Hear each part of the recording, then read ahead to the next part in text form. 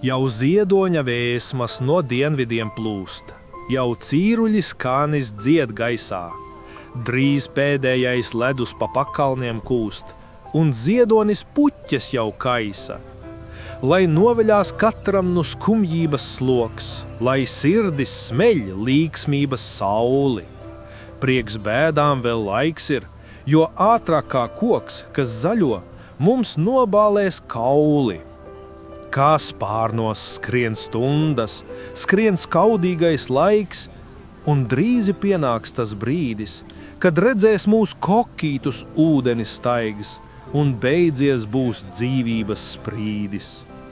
Tad, kamēr vēl jaunība dzīslās mums rit, lai jautrībai neļaujam beigties, kad miršanas tumšajā stunda reiz sit, uz mieru lai varam tad steigties.